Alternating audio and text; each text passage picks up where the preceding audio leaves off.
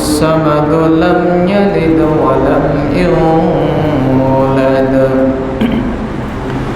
ولم يكن له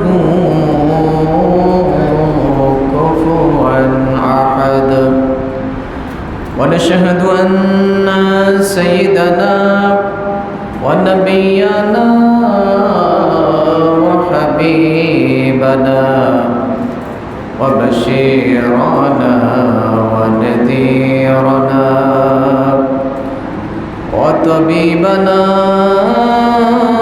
وطبيب أرواحنا وحبيبنا وحبيب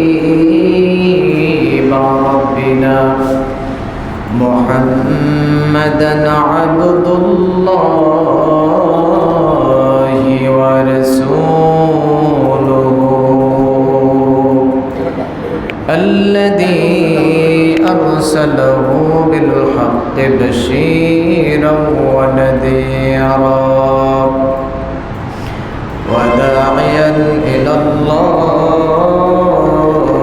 بإذنه وسراجا منيرا أما بعد فقد قال الله تعالى في كلامه المجيد وفي فرقانه الحميد أعوذ بالله من الشيطان الرجيم بسم الله الرحمن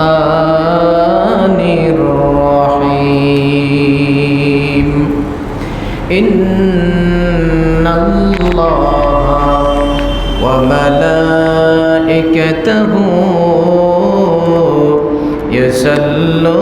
يصلون على النبي يا أيها الذين آمنوا صلوا عليه وسلموا تسليما اللهم صل على محمد وعلى آل محمد كما صليت على إبراهيم وعلى آل إبراهيم إنك حميد مجيد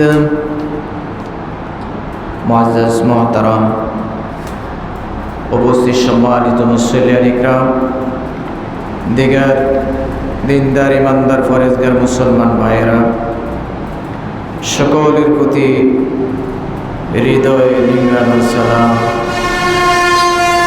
আসসালামু আলাইকুম ওয়া রাহমাতুল্লাহি ওয়া বারাকাতুহু মহান আল্লাহ তাআলার দরবারে লাখ কোটি শুকরিয়া যে আল্লাহ সুবহানাহু ওয়া তাআলা আমাদেরকে শাওয়ালের চাঁদের আজকের এই দ্বিতীয় জুমা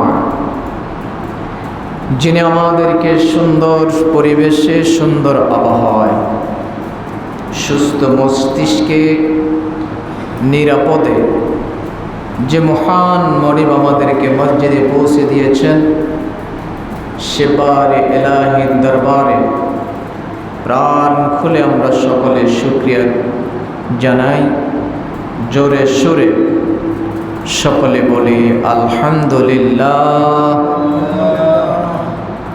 দরুদ সালাম প্রেরণ করছি মানবতার বন্ধু মানবতার মুক্তির দূত সৈয়দুল মুরসালিন খাতামুন নবিয়্যিন নবী মুহাম্মদুর রাসূলুল্লাহ সাল্লাল্লাহু আলাইহি ওয়াসাল্লামের উপর। প্রিয় উপস্থিতি, মুমিনদের গুণাবলী। মুমিন কারা? এই বিষয়ে কোরআন এবং হাদিস কি বলছে, আমরা কোরআন এবং হাদিস থেকে মুমিনদের গুণাবলী এবং বৈশিষ্ট্য সম্পর্কে জানতে পারবো ইনশাআল্লাহ। আল্লাহ তাআলা আমাদেরকে জমিনে পাঠিয়েছেন একমাত্র তার দাসত্ব এবং তার গোলামি করার জন্য। আল্লাহ সুবহানাহু ওয়া তাআলা গোটা পৃথিবীর সমস্ত মানুষকে এই দায়িত্ব দিয়ে পাঠিয়েছেন। এই মানুষের ভিতরে আজকের পৃথিবীতে বিভিন্ন ধর্মে, বিভিন্ন জাতিতে, বিভিন্ন গোত্রে পরিণত হয়েছে। যত জাতি, যত গোত্র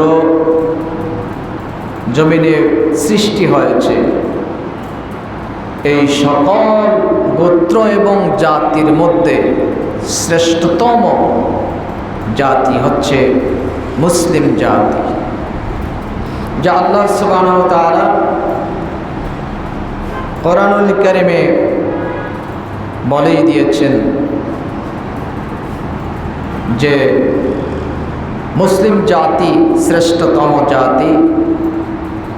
কুনতুম খায়রা উম্মাতিন উখরিজাত লিন-নাস তা'মুরুনা বিল মা'রুফ ওয়া তানহাউনা আনিল মুনকার। তোমরা হচ্ছ শ্রেষ্ঠ জাতি, তোমরাই শ্রেষ্ঠ উম্মত, আর তোমরা মানুষকে অন্যায় থেকে বিরত রাখবে এবং মানুষকে কল্যাণের দিকে আহ্বান করবে। এই জন্য আল্লাহ তাআলা এই জাতিকে মুমিনের তালিকায় নিয়ে এসেছেন। আর মুমিন কারা, এই বিষয়ে কোরআনুল কারীমের সূরা আনফালের ৮ নম্বর সূরা, কোরআনুল কারীমের সূরা আনফালের ২ থেকে ৪ নম্বর আয়াতে স্পষ্টত মুমিনদের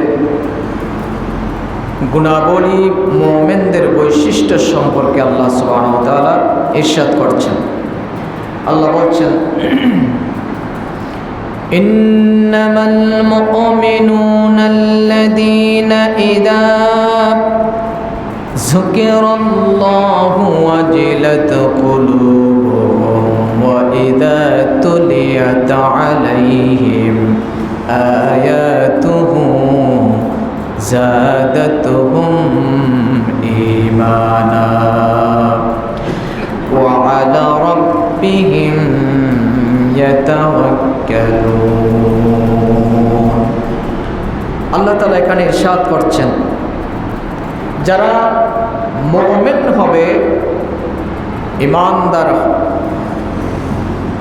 মুমিন যারা, ১ নাম্বার আল্লাহ তাআলা তাদেরকে ঘোষণা করেছেন এইভাবে, তারা হলো সাচ্চা ঈমানদার। তো ওই সব লোক বলছে, মুমিনরা তো ওই সব লোক যাদের দিল আল্লাহর কথা শুনলে কেঁপে ওঠে। কার কথা শুনলে? আল্লাহর কথা শুনলে কেঁপে ওঠে। ইদা যুকিরাল্লাহ, যুকিরাল্লাহ মানে কেঁপে ওঠা, কম্পন সৃষ্টি হওয়া, হৃদয়ের ভিতরে কাঁপুনি তৈরি হয়ে যাওয়া। এখন আল্লাহর কথা শুনলে মুমিনদের অন্তরে বা দিলে কম্পন সৃষ্টি হবে, কাঁপুনি সৃষ্টি হবে, আল্লাহর ভয়। এই জন্য রব্বুল আলামিন বলছেন, ইন্নামাল মুমিনুনা আল্লাযীনা ইযা যুকিরাল্লাহ ওয়াজিলাত কুলুবুহুম, তাদের অন্তরে, তাদের দিলের ভিতরে আল্লাহ সুবহানাহু ওয়া তাআলার আয়াত শুনলে, আল্লাহর কথা শুনলে, আল্লাহর জিকির করলে তাদের অন্তরের ভিতরে ভূমিকম্পের মতো কম্পন সৃষ্টি করে দিবেন কে? তাদের অন্তরের ভিতরে একটা কম্পন সৃষ্টি হয়ে যাবে। তখন আল্লাহ তাআলা কি করবেন? আল্লাহ তাআলা বলছেন, আলাইহিম আয়াতুহু যাদাতুহুম ঈমানা, যখন তাদের দিল বা অন্তর কেঁপে উঠবে আল্লাহর কথা শুনলে, আল্লাহর আয়াত তেলাওয়াত করলে, তখন তাদের ঈমান বেড়ে যাবে। কোন সুবহানাল্লাহ। তাদের তখন কি হবে? অটোমেটিকলি ঈমান বৃদ্ধি পেতে থাকবে। আল্লাহু আকবার। এই যার কথা শুনলে, যার আলোচনা শুনলে দিল কেঁপে উঠবে আর তার মাধ্যমেই ঈমান বৃদ্ধি পেতে থাকবে, তাহলে বিষয়টা হলো এই কথাগুলি কার? আল্লাহর কথা। কার কথা? আল্লাহর কথা। আল্লাহর কথা শোনা, আল্লাহর জিকির করা, আল্লাহকে স্মরণ করা, আল্লাহর আয়াত তেলাওয়াত করা, এই কাজ করলেই অন্তরে কি হবে? কম্পন সৃষ্টি হবে। এখন প্রশ্ন হলো, এই যে তেলাওয়াত হয়, নামাজের ভিতরে কোরআন তেলাওয়াত হয়, 5 ওয়াক্ত নামাজে ইমামের পেছনে তেলাওয়াত শুনি, একা একা নামাজ পড়লে নিজেরাও তেলাওয়াত করি এবং ঘরে তেলাওয়াত করি, মসজিদে তেলাওয়াত করি, আলেমদের মুখে কোরআনের আয়াত শুনি। আজ পর্যন্ত আমাদের কারো কোনোদিন কোনো সময় তেলাওয়াত শোনার পরে অন্তরের ভিতরে কাঁপুনি তৈরি হয়েছে, ভূমিকম্পের মতন কম্পন সৃষ্টি হয়েছে, এমন কোনো নজির আছে?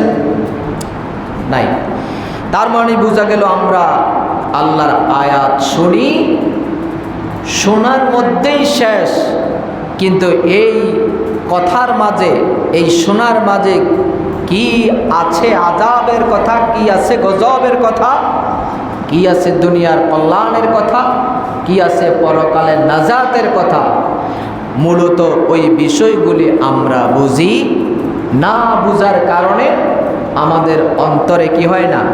কাঁপুনি তৈরি হয়। আপনারা দেখবেন অনেক সময় ইউটিউবে বা ফেসবুকে দেখবেন আরব দেশের কাবার ইমাম, মদিনা মুনাওয়ারা ওই মসজিদে নববীর ইমাম বা আরব দেশের অনেক ইমামরা যখন নামাজে কোরআন তেলাওয়াত করে, তেলাওয়াতের মধ্যেই দরদর দরদর করে চোখের পানি ছেড়ে দিয়ে কাঁদতে থাকে। আর ঘন্টার পর ঘন্টা তেলাওয়াত চলে, পেছন দিক দিয়ে কোনো মুসল্লিরা বলে না তেলাওয়াত আর মজা লাগে না। বিশেষ করে যখন জাহান্নামের আয়াতগুলি তেলাওয়াত করে, ওদের ভিতরের ভয় সৃষ্টি হয়ে যায়, কম্পন সৃষ্টি হয়ে যায়। কারণ কি? এরা নিজেরা আরবি পড়ে, আরবিতে কথা বলে, এই জন্য এরা এই ভাষাটা বুঝে। বুঝার কারণে এদের ভিতরে অটোমেটিকলি মুহূর্তের ভিতরে কম্পন সৃষ্টি হয়ে যায়। আমরা যদি সেইভাবেই কোরআন যদি রিচার্জ করি, কোরআন যদি বুঝে বুঝে যদি তেলাওয়াত করি, তাহলে আমাদের অন্তর কি তৈরি হবে? কম্পন তৈরি হবে। এরপর আল্লাহ রাব্বুল আলামিন বলছেন, الذين يقيمون الصلاة ومما رزقناهم ينفقون। রব্বুল আলামিন বলেন, যারা মুমিন হবে, যারা মুমিন হবে তাদের অন্তরে কেঁপে উঠবে আল্লাহর আয়াত শুনলে, তারপরে তাদের ঈমান বেড়ে যাবে। আর তারা সব সময় একজনের উপর ভরসা করে, তিনি কে? মুমিনরা সব সময় ভরসা করে কার উপর? আল্লাহর উপর। ওয়া আলা রাব্বিহিম ইয়াতাওয়াক্কালুন। তারা কয় যে আল্লাহ ছাড়া আমরা আর কারো উপর ভরসা করি না। এরপরে বলছে আল্লাযীনা ইয়াকিমুনাস সালাতা ওয়া মিম্মা রাযাকনাহুম ইউনফিকুন। আল্লাহ বলছেন মুমিন হলো তারা যারা নামাজ কায়েম করে। কি করে? নামাজ কায়েম করে এবং আমি তাদেরকে যেই রিজিক দিয়েছি, সম্পদ দিয়েছি, অর্থ দিয়েছি, টাকা দিয়েছি, এর থেকে তারা খরচ করে কার রাস্তায়? আল্লাহর রাস্তায়। কোন সুবহানাল্লাহ। দেখছেন মুমিন কারা? মোমেন হলো তারা যারা নামাজ কায়েম করে। এবার বলেন, আমরা কি নামাজ পড়ি না কায়েম করি? আল্লাহ কি নামাজ পড়ার কথা বলছে না কায়েম করার কথা বলছে? নামাজ কায়েম করো, প্রতিষ্ঠিত করো। নামাজ পড়ার জন্য না, নামাজ হলো প্রতিষ্ঠিত করা, নামাজ কায়েম করা। মোমেনদের কাজ হলো নামাজ নিজের মধ্যে কায়েম করবে, তারপরে পরিবারে কায়েম করবে, তারপরে সমাজে, এরপরে রাষ্ট্রে। আগে নিজের মধ্যে নামাজ কায়েম হবে। নিজের মধ্যে নামাজ কায়েম হবে কিভাবে? আগে আমি নিজেকে 5 ওয়াক্ত নামাজের মধ্যে দণ্ডায়মন করতে হবে। আগে আমি ঠিক মতো 5 ওয়াক্ত নামাজ আমার মাঝে প্রতিষ্ঠিত করতে পারলাম কিনা। যদি নামাজ প্রতিষ্ঠিত হয়ে যায়, নামাজ যদি কায়েম হয়ে যায় নিজের মাঝে, পরিবারে, সমাজে, রাষ্ট্রে, তাহলে দেখা যাবে যে সমাজের মধ্যে আর বেনামাজি নাই। নামাজ কায়েম হয়ে গেলে দুর্নীতি নেই। নামাজ কায়েম হয়ে গেলে সুদখোর থাকবে না, ঘুষখোর থাকবে না, মিথ্যাবাদী থাকবে না, অশ্লীলতা, বেহায়াপনা, জেনা, অত্যাচার, ব্যভিচার, তারপরে আপনার নির্যাতন, সবগুলি বন্ধ হয়ে যাবে। এবং কি অন্যান্য ধর্মের যত লোক আছে, হিন্দু, বৌদ্ধ, খ্রিস্টান, তারাও নামাজ কায়েম হয়ে গেলে এর সুফল তারাও ভোগ করবে। কোন সুবহানাল্লাহ। যেমন ধরুন, একজন সুস্থ মস্তিষ্ক, সুস্থ ব্যক্তি যদি কাপড় পরিধান না করে, কাপড় নাই, কাপড় পরিধান যদি না করে, তাহলে তাকে, যদিও তিনি সুস্থ, কাপড় পরনে না থাকলে তাকে কেউ সুস্থ বলবে? তাকে কি বলবে? পাগল বলবে। যে কোনো সুস্থ মস্তিষ্কওয়ালা ব্যক্তি উলঙ্গ থাকতে পারে না।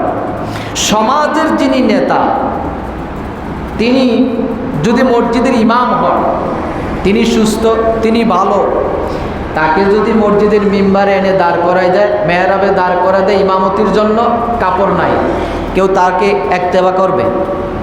তার পিছনে কেউ নামাজ পড়বে না। কারণ জানে তার পরনে কি নাই?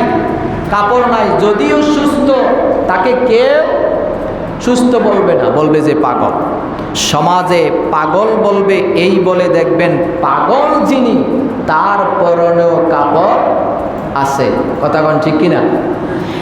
কাপড় না পরলে আপনার পাগল বলবে। এই জন্য পরিবারে, সমাজে কাপড় পরিধান করা প্রতিষ্ঠিত আছে না নাই? বলেন, সমাজে কাপড় পরা কি প্রতিষ্ঠিত আছে বলেই কোনো উলঙ্গ লোক খুঁজে পাওয়া যায় না।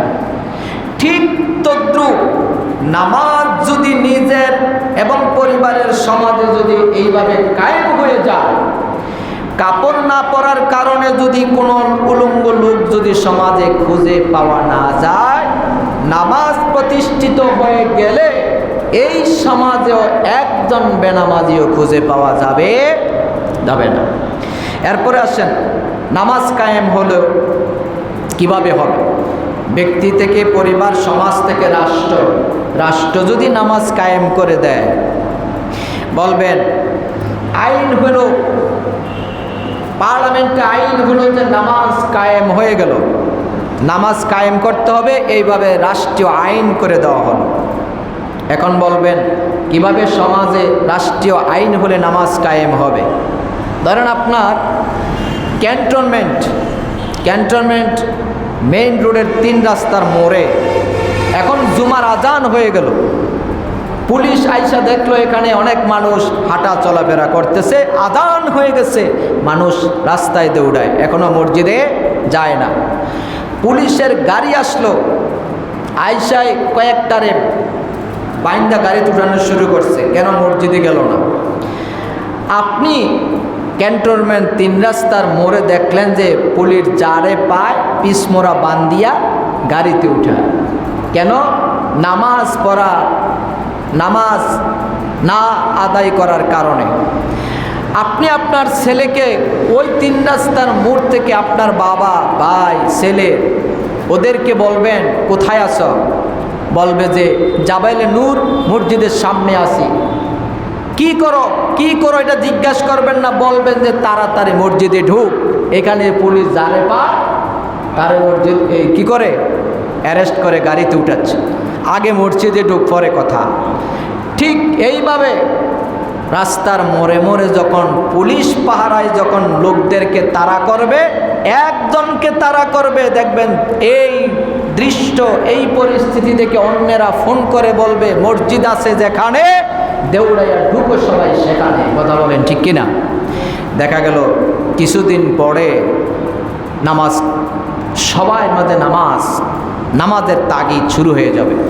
এটা হলো রাষ্ট্রীয়, এইভাবে পরিবার, এইভাবে সমাজ, এইভাবে রাষ্ট্র। মোমেনদের কাজ হলো নামাজ কায়েম করা। এরপরে আল্লাহ রাব্বুল আলামিন বলছেন ওয়ামিম্মা রাযাকনাহুম ইউনফিকুন। আল্লাহ রাব্বুল আলামিন বলেন আমি তোমাদেরকে সম্পদ দিয়েছি, রিজিক দিয়েছি, জায়গা দিয়েছি, জমি দিয়েছি, টাকা পয়সা, ধন দৌলত, যা কিছু দিয়েছে গোলাম, এই সামান্য রিজিক থেকে নিজেও খাবা, নিজেও ভোগ করবা, এর থেকে তোমার রবের জন্য কিছু খরচ করবা। সুবহানাল্লাহ, কি সুন্দর কথা। আল্লাহ তাআলা বলছেন পুরোটাই দেওয়া লাগবে এমনটা নয়, পুরোটাই দেওয়া লাগবে না। পুরোটাকে আপনি 3 ভাগ করে, কয় ভাগ? আমরা যদি আমাদের উপার্জিত সম্পদ টাকা পয়সাকে যদি 3 ভাগ করি, দেখবেন কোরবানি আসলে কোরবানির গোশত কয় ভাগ হয়? 3 ভাগ করে বলে যে 1 ভাগ নিজের, 1 ভাগ আত্মীয় স্বজন, আর একজন অসহায় গরিব মানুষ, এরকম একটা ভাগ হয় না? ঠিক তো প্রত্যেকটা সম্পদ এভাবে ভাগ হবে। হওয়ার পরে আপনি দেন না মসজিদে, দেন মাদ্রাসায়, অসহায়, এতিম, মিসকিন, বিধবা, তারপরে আপনার ভিন্ন ভিন্ন জায়গায় খরচ করেন, তাহলে কি হবে? আল্লাহ তাআলা বলছেন এই খরচ, এই ব্যয় যদি তোমরা করো তাহলে এই সম্পদ আমি আল্লাহ আরও বাড়াই দিব। সুবহানাল্লাহ। তাহলে এখানে আমরা মুমিনদের গুণ বা বৈশিষ্ট্য পাইলাম কয়টা? 1 নম্বর হলো মুমিনরা যখন আল্লাহর আয়াত শোনে তখন তাদের দিলের ভিতরে কি সৃষ্টি হয়? কম্পন সৃষ্টি হয়। 2 নম্বর হলো মুমিন হলো তারা যারা আল্লাহর উপর সব সময় কি করে? ভরসা করে। তারা কার উপর? আল্লাহর উপর। বিপদ মুসিবত যা কিছু আসে একজনের উপর ভরসা করে, কার উপর? আল্লাহর উপর। 3 নম্বরে তারা নামাজ কায়েম করে। 4 নম্বরে তারা আল্লাহর রাস্তা ব্যয় করে। এটা হলো সূরা আনফালের 2 থেকে 4 নম্বর আয়াতের। এখানে আমরা 4টা গুণ পাইলাম মুমিনের। কয়টা গুণ? 4টা। এবার আসেন সূরা আল ইমরানের 16 থেকে 17 নম্বর আয়াত। আল্লাহ তাআলা বলছেন আল্লাযীনা ইয়াকুলুনা রাব্বানা ইন্নানা আমান্না ফাগফির লানা যুনুবানা ওয়া কিনা আযাবান নার الصابرين والصادقين والقانتين والمنفقين والمستغفرين بالأسحار قال الله أكبر আল্লাহ রাব্বুল আলামিন সূরা আল ইমরানের 16 এবং 17 নম্বর আয়াতে কারিমায় ইরশাদ করছেন ঈমানদার এবং মুমিন হলো তারা ওই সব লোক যারা বলে ইয়াকুলুনা রাব্বানা ইন্নানা, যারা বলে আল্লাহ আমার রব, আল্লাহ আমার রব, আল্লাহ আমার সব, আল্লাহ ছাড়া কোনো ইলাহ নাই, তিনি ছাড়া আমার কোনো মাবুদ নাই, তিনি এক, তিনি অদ্বিতীয়, তার কোনো শরীক নাই, তার কোনো অংশীদার নাই। এই এক আল্লাহর উপরে যারা অটল থাকে, আমার আল্লাহ বলছেন তারা হলো মুমিন। সুবহানাল্লাহ। তারা হলো কি? মুমিন। তারা মুমিনরা আল্লাহ ছাড়া আর কারো মুখাপেক্ষী নন। মুমিনরা সবসময় আল্লাহর কাছে মুখাপেক্ষী। এরপর আল্লাহ রাব্বুল আলামিন বলছেন তারা বলে, কারা বলে? যারা বলছে ইন্নাল্লাযীনা ক্বালু রাব্বুনাল্লাহ, যারা বলছে আল্লাহই আমার রব, আল্লাহই আমার সব, যারা এই কথা বলেছে তারা বলে আমরা আমান্না, আমরা ঈমান এনেছি আল্লাহর উপর। আমাদের আস্থা এবং বিশ্বাস কার উপর? অবিচল আস্থা এবং বিশ্বাস রাখতে হবে আল্লাহর উপর। আল্লাহ ছাড়া আকাশের নিচে জমিনের উপরে আমার আর কেউ নাই।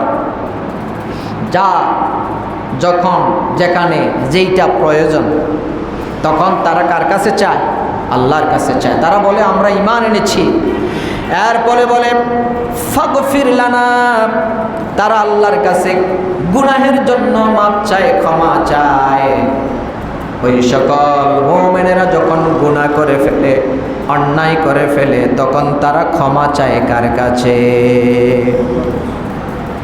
ফাগফির লানা যুনুবানা, ও আল্লাহ আমি জুলুম করেছি, অন্যায় করে ফেলেছি, গুনাহ করে ফেলেছি, আমার গুনাহ আপনি ছাড়া আর কেউ ক্ষমা করতে পারেন। এরপরে তারা বলে ওয়াকিনা আযাবান নার, আর ওই সকল মুমিন বান্দারা সব সময় জাহান্নামের আগুন থেকে পানাহ চায়। ও আল্লাহ আমাদেরকে জাহান্নাম থেকে বাঁচাও, জাহান্নামের আগুন থেকে বাঁচাও। মুমিনরা সব সময় জাহান্নাম থেকে বাঁচার জন্য পানাহ চায় কার কাছে? সুবহানাল্লাহ। মুমিন যদি হয় জাহান্নামকে ভয় করবে, আর গুনাহ করে ফেললে আল্লাহর কাছে তারা তওবা করবে, ক্ষমা চাইবে, আল্লাহ অন্যায় করে ফেলেছি, ক্ষমা করেন, মাফ করেন। এই ক্ষমা এবং এই মাফ আল্লাহ আপনি করতে পারেন। দুনিয়াতে আপনার গোলামের অভাব নাই, কিন্তু আপনি ছাড়া আমার কোনো মাবুদ নাই। আপনি যদি আমার গুনাহ ক্ষমা না করেন, অন্যায়কে ক্ষমা না করেন, তাহলে আপনার মতো আল্লাহ আমি পাবো কোথায়? আমি কার কাছে আমার গুনার কথা বলবো? আমার রিজিক নাই, আমার সন্তান হয় না, আমার ইনকাম নাই। আল্লাহ এগুলি আপনি ছাড়া দেওয়ার কে নাই। এই মুমিনরা চায় কার কাছে? আল্লাহর কাছে। এরপরে আল্লাহ রাব্বুল আলামিন বলছেন মুমিন হলো ওই সব লোক, কোন লোক? আস-সাবিরিনা। মুমিনদের বৈশিষ্ট্যের মধ্যে আরো অনেকগুলি গুণ রয়েছে, এর মধ্যে এক নাম্বার হলো আস-সাবিরিনা। মুমিনরা হয় সব সময় ধৈর্যশীল। তারা কি? ধৈর্যশীল। যত ঝড় ঝাপটা বিপদ আপদ আসুক, মুমিনরা আল্লাহর উপর ধৈর্য ধারণ করে বসে থাকে। আর ধৈর্যের ফল কি? ধৈর্যের ফল হলো জান্নাত। ধৈর্যের ফল জান্নাত। যেমন ধরুন একজনে অসুস্থ হয়ে গেল, কঠিন অসুস্থ। অসুস্থ হয়ে গেলে ধরেন আপনার প্যারালাইজড হয়ে গেল, অথবা স্ট্রোক করলো, বা আপনার ক্যান্সার আক্রান্ত হয়ে গেল, জটিল যে কোনো রোগে আক্রান্ত হয়ে গেল, হঠাৎ একটা বিপদ আসলো।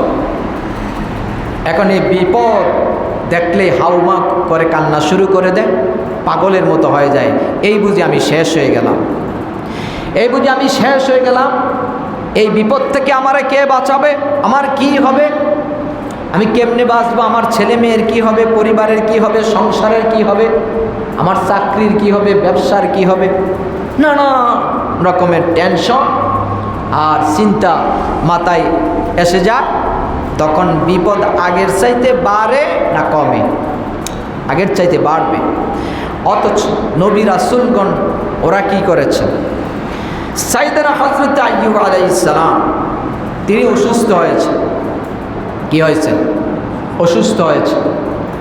আইয়ুব আলাইহিস সালাম অসুস্থ হওয়ার পরে তার এই অসুস্থতার জন্য তিনি যেই পরিমাণ ধৈর্য ধরেছেন, পৃথিবীতে এখনো পর্যন্ত আর কোনো ব্যক্তি দ্বিতীয় হয় নাই আইয়ুব আলাইহিস সালামের মতো ধৈর্য ধরেছেন। সুবহানাল্লাহ। একদিন দুই দিন নয়, 1 বছর 2 বছর নয়, 18 বছর। কয় বছর? 18 বছর। যদিও কথাটার মধ্যে মতান্তর আছে, ধরে নিলাম 18 বছর। বলেন 18টা বছর একটা লোককে কুষ্ঠ রোগে ধরে সমস্তটা শরীরকে কিরায় জর্জরিত করে ফেলেছে।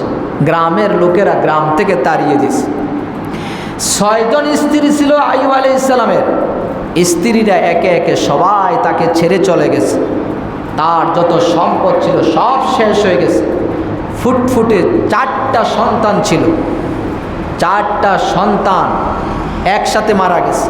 বিপদের পর বিপদ। এরপর আসলো এই রোগ। এই রোগের কারণে গ্রামের লোকেরা তাড়াই দিল, স্ত্রী সন্তানরা চলে গেল। এরপরে তিনি পাশের একটা জঙ্গলে বসবাস শুরু করে দিলেন। কোথায়? পাশের এক জঙ্গলে। এই জঙ্গলে বসে একমাত্র তার সেবা শুশ্রূষা দেখা জন্য একজন স্ত্রী মাত্র অবশিষ্ট ছিল। তার স্ত্রী বিবি রাহিমা ছাড়া সবাই চলে গেছে। এই রাহিমা আইয়ুব আলাইহিস সালামের স্ত্রী তার সেবা যত্ন শুরু করলেন।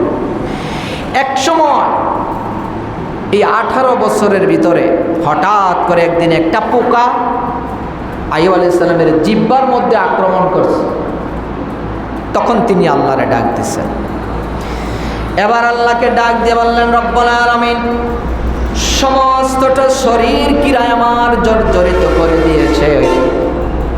একদিনের জন্য আমি কোনোদিন আফসোস করি নাই। কেন আমার এই অসুস্থ বানাইলাম? কেন আমার শরীরে পোকা দিলাম? শুধু পোকায় দেয় নাই, পোকা যে যখন শরীর থেকে পড়ে যেত, আইয়ুব আলাইহিস সালাম নিজের হাতে ধরে পোকা আমার শরীরে উঠে বসাই দিতেন। এই নে খা, তোর রিজেক আল্লাহ আমার শরীরে ঢুকাই দিয়েছে, তুই খা। আপনি পারবেন? আমরা পারবো? সুস্থ অবস্থায় একটা মশা বসলে তো কি হুশ থাকে না? কথা বলেন ঠিক কিনা? সুস্থ অবস্থায় একটা মাছি, একটা মশা, একটা পোকা শরীরে ঢুকলেই সহ্য হয় না। আর অসুস্থ ব্যক্তির শরীরে পোকায় নিজের শরীরে গোশত খায়, পরে গেলে আবার উঠাই দেয়। এটা কি সহজ মনে করছে?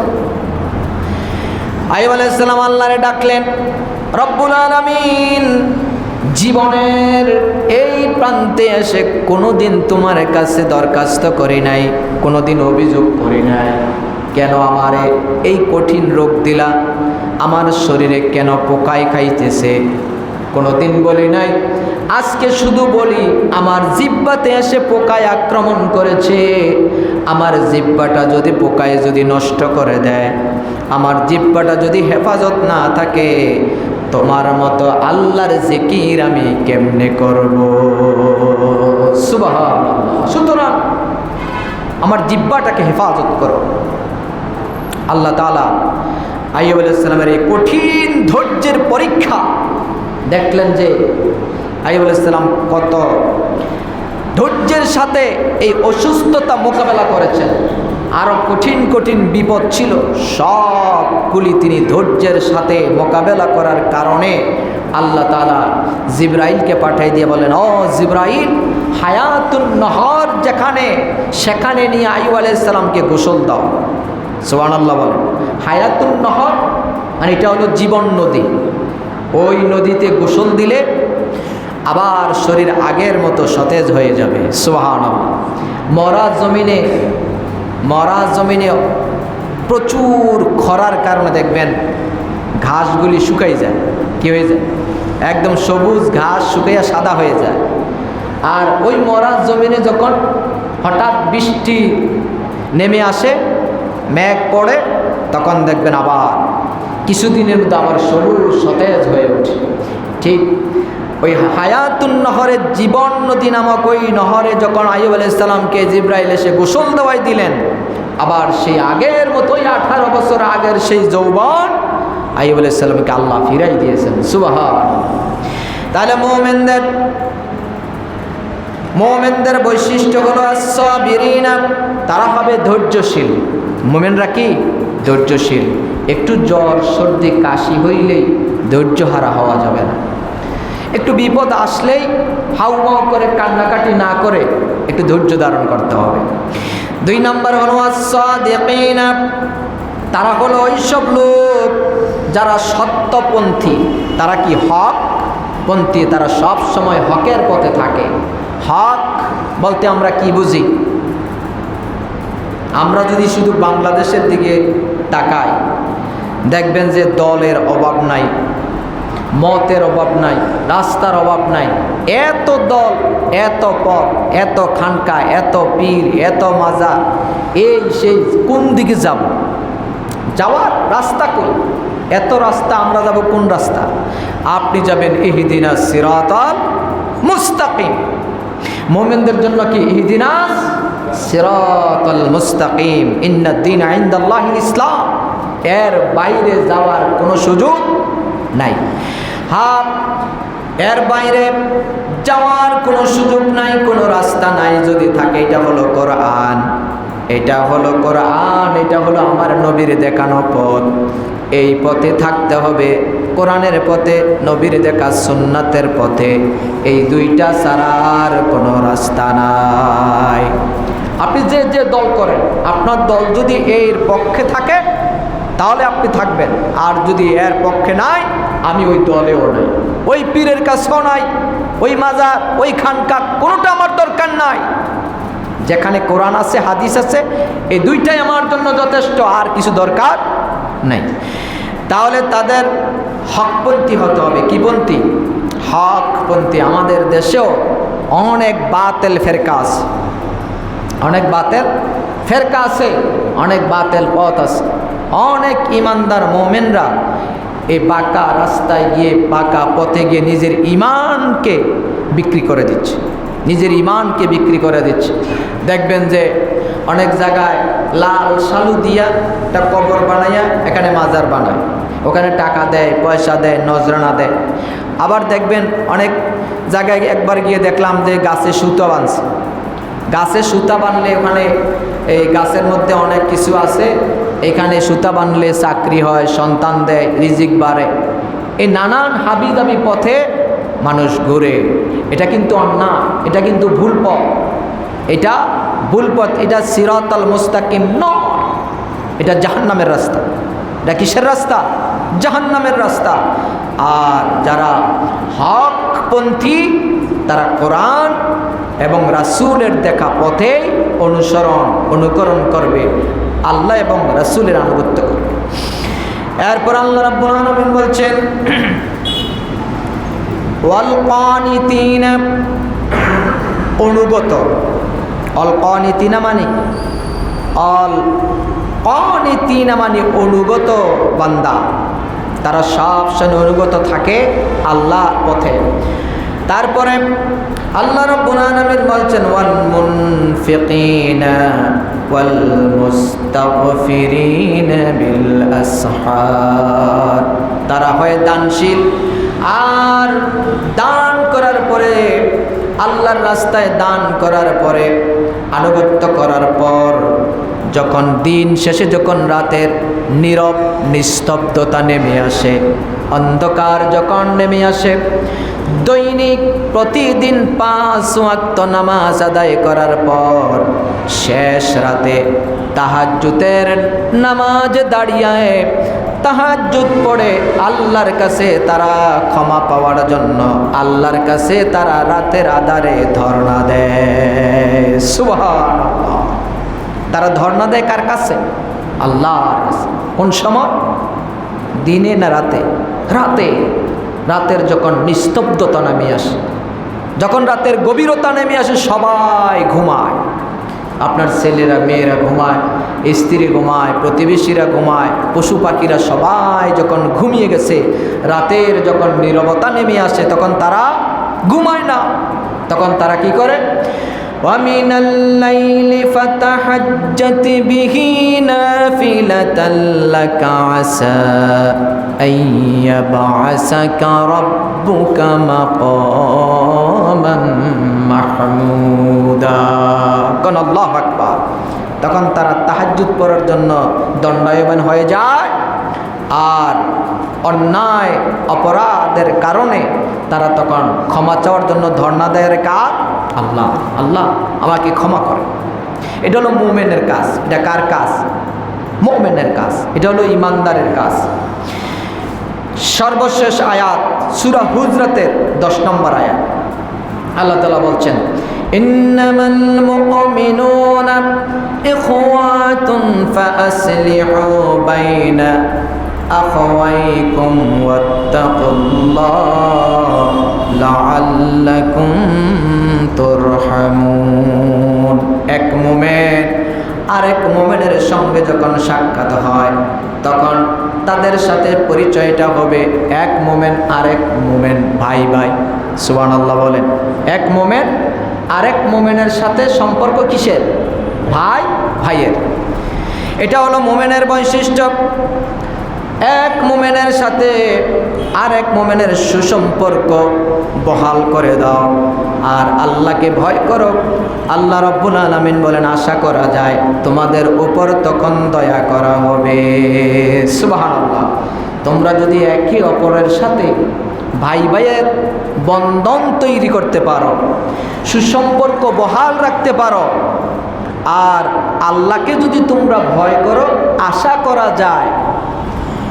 করা যায় লাআল্লাকুম তুরহামুন, তোমরা আল্লাহর রহমত প্রাপ্ত হবে। সুবহানাল্লাহ। তাহলে আমরা তো সব সময় কার রহমতের আশা করি? আল্লাহর রহমতের আশা করি। আমরা আল্লাহর কাছে সব কিছুর জন্য আল্লাহর দয়া চাই, আল্লাহর রহমত চাই। আল্লাহ বলেন এই কাজ যদি তোমরা করতে পারো তাহলে তোমাদের উপর রহমত বর্ষিত হবে। এখন একজন আরেকজনের সাথে আমাদের পরিবার, আমাদের সমাজ অনেক সময় দেখা যায় একে অপরের সাথে সম্পর্ক কীরকম।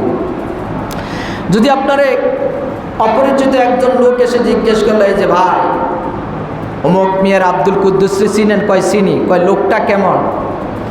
কয় যে ও আমারে মানুষ মনে করে না, আমিও তারে মানুষ মনে করি না। তাহলে সম্পর্কটা কি?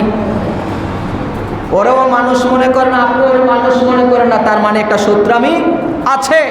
কিন্তু মুমিনের বৈশিষ্ট্য এটা নয়। মুমিনের বৈশিষ্ট্য হবে ও আমার ভাই, আমি ওর ভাই।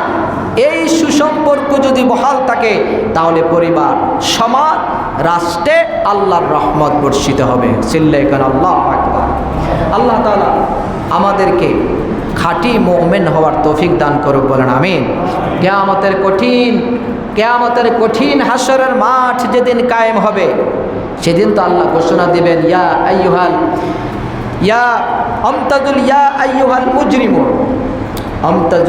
আইয়ুহাল মুজরিমুন, ও মুমিনেরা তোমরা আজকে আলাদা হয়ে যাও। সুবহানাল্লাহ। মুমিনদেরকে আল্লাহ আলাদা করে ফেলবেন, একটা দল করে ফেলবেন। প্রত্যেক নামাজে তাহাজ্জুদে, জিকিরে, আজকারে যখন দোয়া করবেন আল্লাহর কাছে বলবেন আল্লাহ কিয়ামতের ময়দানে আপনি আমাদেরকে মুমিনদের কাতারে রাখেন। বলেন আমিন। আমরা যেন মুমিনদের দলে থাকতে পারি, আমরা যেন মুমিনদের সাথে একসাথে দলবদ্ধ হয়ে জান্নাতে যেতে পারি। আল্লাহ আমাদেরকে সেই দলে শামিল রাখিয়েন। তারপরে বলবেন রব্বানা আতিনা ফিদ দুনিয়া হাসানা ওয়া ফিল আখিরাতি হাসানাতাও ওয়া কিনা আযাবান নার। আর দুনিয়ার কল্যাণ আমাদেরকে দান করেন, পরকালের কল্যাণও দান করবেন, কিন্তু জাহান্নামের আগুনে আমাদেরকে পোড়ায়েন না, জাহান্নাম থেকে বাঁচান। আল্লাহ তাআলা আমাদের সবাইকে বোঝা এবং আমল করার তৌফিক দান করুন, বলেন আমিন। আর জোরে কোন আমিন। গত জুমায় আমি বলেছিলাম যে মসজিদের জন্য কয়েকটা ফ্যান লাগবে, এখানে একটা ফ্যান দিতে হবে। তো কেউ দিছে কিনা জানি